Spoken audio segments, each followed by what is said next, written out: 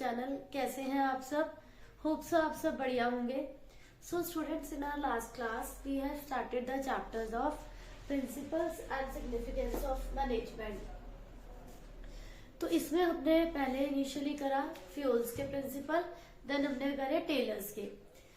आज मैं आपको टेलर की टेक्निक्स बताऊंगी जो टेलर ने सजेस्ट करी, different techniques which are very important, जो कि बहुत सारे एक्सपेरिमेंट्स पे बेस्ड है जो उन्होंने वर्क प्लेस पे करे।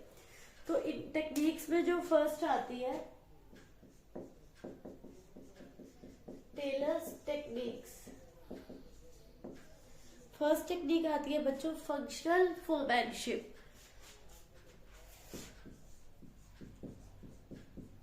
फंक्शनल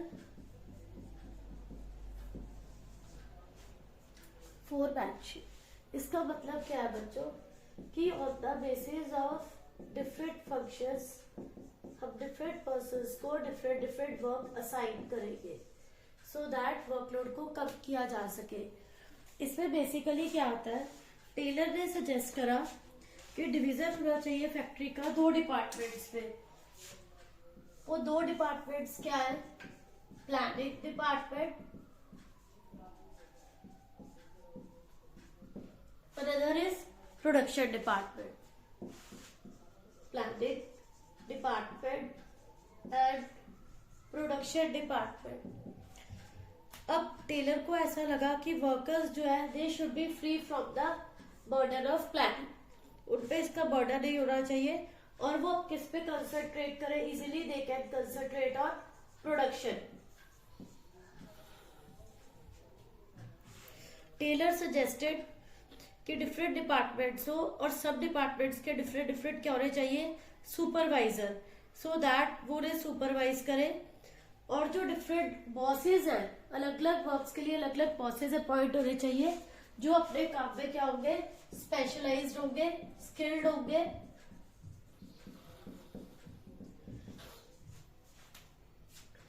तो ये जो टेक्निक है डिवीजन ऑफ लेबर की एक्सटेंशन है बच्चों।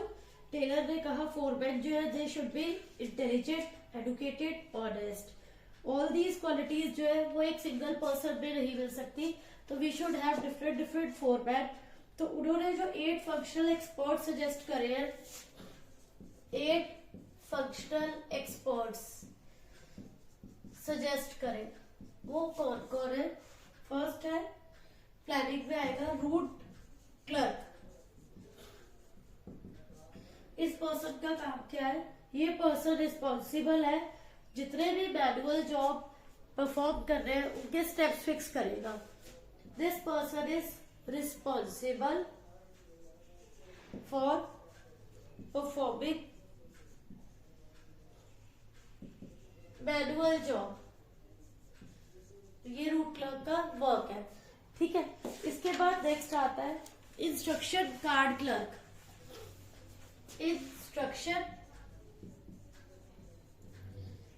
कार्ड क्लर्क, ये किस लिए रिस्पॉन्सिबल है?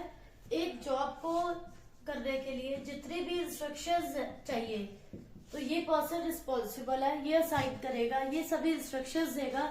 Responsible for instructions of performing job.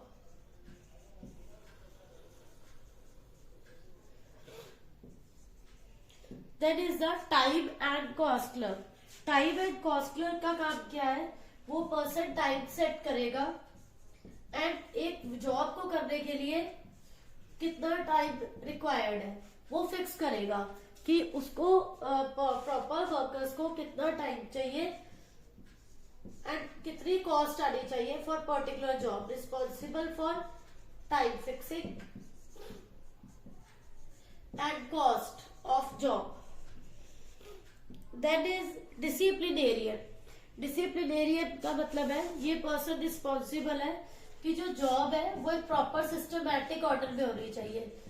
ये सारे प्रिंसिपल्स बच्चों आपने डिफरेंट नेम से करे हैं। डिवीजन ऑफ वर्क के नेम से, यूनिटी ऑफ कमांड की नेम से फ्यूल ने बताए थे, डिसिप्लिन भी बताया था कि each and every job should be in systematic way and proper order में होने चाहिए। इस पर्सन के अकॉर्डिंग। तो ये था प्लानिंग डिपार्टमेंट के डिफरेंट डिफरेंट वर्क्स। अब प्रोडक्शन में क्या आता है? प्रोडक्शन में one is gang boss. Gang boss का काम क्या है प्रोडक्शन के अंदर? वो सभी मशीन्स को gang boss, this person is responsible for all the machines, all tools, implements, जो भी जॉब के लिए चाहिए, so that there should not be any delay. काम करने में कोई भी डिले नहीं होनी चाहिए। ये फर्स्ट है इसके पास, इसके अंदर में gang boss. Next is speed boss. Speed boss का काम क्या है? Time should be complete, work should be completed on proper time, there should not be any delay. सब वर्कर्स की परफॉर्मेंस को चेक करता है स्पीड बॉस कि सभी वर्कर्स टाइमली वर्क कर रहे हैं या नहीं कर रहे हैं। Then is repair boss. Repair boss take care of all the machines कि किसी भी मशीनरी में कुछ प्रॉब्लम तो नहीं है। इफ देयर इज कोई रिक्वायरमेंट है रिपेयर की तो वो रिपेयर प्रोवाइड करता है। The last is inspector. Inspector का वर्क क्या है? To maintain the quality of the product so that कि कोई भी ऐसा ना हो उसमें लो क्वालिटी के लिए कुछ भी रिस्पॉन्सिबल ना हो कोई भी। Inspector is the person who take care of the quality so that आपका जो गुड्स प्रोडक्शन है वो एफिशिएंटली बने हो, उनमें कोई लो क्वालिटी का ना हो। तो ये थे सभी अलग अलग different boss under planning and production department. अब इसके बाद जो नेक्स्ट आएगा आपका बच्चों, that is standardisation and simplification of work. ये इसमें नेक्स्ट आएगा।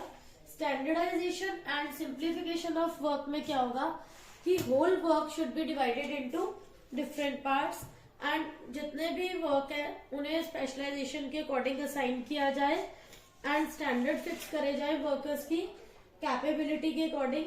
उनकी कैपेबिलिटी के बियॉन्ड हम कुछ नहीं फिक्स करेंगे सो दैट वो इजीली उस काम को परफॉर्म कर सके, उन्हें कुछ भी प्रॉब्लम ना फेस करनी पड़े उनकी कैपेबिलिटी के अकॉर्डिंग हो। तो दिस वाज ये फर्स्ट था फंक्शनल फोरमैनशिप। नेक्स्ट जो आएगा standardisation and simplification of work. ये जो प्रिंसिपल है अगेन फ्योल ने जो प्रिंसिपल दिया था कि division of work should be given according to specialisation and कोई भी पर्सन को इस टाइप का काम नहीं असाइन करना चाहिए जो उसकी कैपेबिलिटी के बियॉन्ड हो सो दैट उसका उसमें एफिशिएंसी लेवल नहीं आएगा। Second is the standardisation. यहाँ पर एक ये वाला प्रिंसिपल भी आएगा, we should fix the standard according to capability of workers. Standard fix करते हैं कि उन्हें पर डे का कितना प्रोडक्शन करना है एंड टारगेट्स असाइन करते हैं एंड लेटर ऑन ये एनालाइज करते हैं किस पर्सन ने अपने टारगेट्स अचीव करे हैं एंड किसने नहीं करे and we need to find out the deviation, we need to find out the reasons क्या है उसके, वेदर मशीनरी की प्रॉब्लम है या उन्हें वो टास्क समझ में नहीं आया, हम उनका रीजन फाइंड आउट करते हैं। स्टैंडर्डाइजेशन में आप क्या करेंगे, selection of tools, equipment, machines जो भी यूज करनी है सब कुछ प्रॉपर अरेंज करेंगे। ओनली क्वालिटी स्टैंडर्ड की बात नहीं हो रही, जो भी यहाँ प्रोडक्शन होगा यूनिट्स वाइज प्रोडक्शन होगा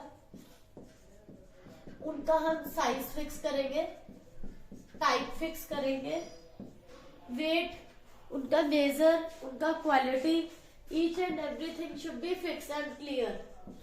wait, measure, this is very basic point of this.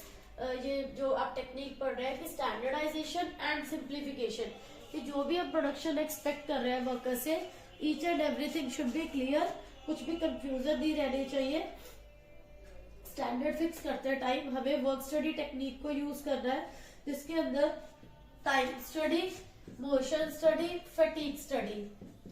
Time study कि वो पर्सन कितने टाइम में वर्क को कंप्लीट करता है, कितनी मोशंस यूज करता है, मतलब वो गुड्स को लिफ्ट कर रहा है, प्लेस कर रहा है या उसे रेस्ट कितना चाहिए। फटीग स्टडी, उसे बीच में ब्रेक की नीड है कि नहीं, या उसका रेस्ट वर्किंग आवर्स कितने हैं, तो ये सब कुछ हम स्टडी करते हैं। तो इस ऑब्जेक्टिव क्या है इसका, so that to reduce a given line of product to fix type, size and characteristics. कि अगर आप एक स्टैंडर्ड प्रोडक्ट में कोई भी एक स्टैंडर्ड गुड मेंटेन कर रहे हैं, उसकी क्वालिटी मेंटेन करना it is very very necessary कि उसका साइज वेट सब परफेक्ट होना चाहिए, कहीं कुछ लैक नहीं करना चाहिए। To maintain quality standards, which is very basic requirement. Then to set up performance standard. To set up performance standards, सभी वर्कर्स को हमें एक टारगेट देना होगा, अकॉर्डिंगली वो वर्क करेंगे, अदरवाइज वो अकॉर्डिंगली वर्क नहीं करेंगे, वो अपना टाइम वेस्ट करेंगे। आपको सबके लिए के भी एंड मशीन जो यूनिट्स बना रहे हैं सबके लिए टारगेट्स फिक्स करने हैं, सो दैट कहीं पर भी कुछ लैक नहीं करे। These are very important. As more variety, जितनी भी हम ज्यादा वेराइटी बनाएंगे उतनी ज्यादा हमें मशीनरी की जरूरत है, उतनी ज्यादा आपको लेबर कॉस्ट आएगी। For example, paper manufacturing company in USA reduced it's varieties from 2000 to 200 quality maintain करने के चक्कर में, जिससे कि उनके क्या है बहुत ही ज्यादा पॉजिटिव रिजल्ट्स आए हैं। तब तक कि उनके कोई भी पॉजिटिव रिजल्ट्स नहीं आ रहे थे, बट इसके बाद से उनके पॉजिटिव रिजल्ट्स आना स्टार्ट हो गए हैं। तो this is again very important point जो जिसकी रिक्वायरमेंट रहती है। तो स्टैंडर्ड्स जो हम फिक्स कर रहे हैं वो सब वर्कर्स के लिए, सब मशीन्स के लिए बहुत इंपॉर्टेंट है, जिससे कि क्या है यूनिफॉर्मिटी मेंटेन हो सके। आप चाहे सिंगल लाइन ऑफ प्रोडक्ट बना रहे हैं, सिंगल लाइन ऑफ प्रोडक्ट में भी जो क्वालिटी है, वेट है, साइज है, बहुत सारी चीजें मैटर करती है। अगर हम डिफरेंट लाइन ऑफ प्रोडक्ट बनाएंगे, before that it is necessary कि सिंगल लाइन प्रोडक्ट में स्टैंडर्ड्स एंड क्वालिटी मेंटेन हो, तभी आप डिफरेंट यूनिट्स ऑफ अगर प्रोडक्ट बनाते हैं, या जिसे हम बोलते हैं प्रोडक्ट लाइन, आप उसको उसमें आप अपना सक्सेसफुल हो सकते हैं। When there is success, when you get success in even single product, standardisation means कि हम स्टैंडर्ड मेंटेन कर रहे हैं, आप जो भी कुछ बना रहे हैं अच्छी क्वालिटी का प्रोवाइड कर रहे हैं। And simplification of work is कि आपने होल वर्क को अकॉर्डिंग टू स्पेशलाइजेशन डिवाइड कर दिया वर्कर्स में, सो दैट ऐसा पर्सन वही काम करे जिसमें उसकी एफिशिएंसी है वो अपना 100% दे सकता है, which is necessary for the growth of organisation. तो बच्चों ये टेक्निक्स में मैंने आपको आज 2 ही टेक्निक्स करवाई है, तो होप सो आपको ये दोनों कॉन्सेप्ट क्लियर हो गए होंगे, कोई डाउट नहीं होगा। Still you are having any doubt, please ask in comment section. Thank you.